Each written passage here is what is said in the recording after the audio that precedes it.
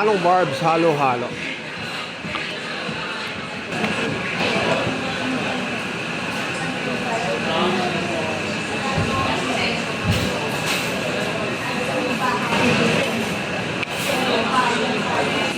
Grabe talaga tong Manong Barbs na to.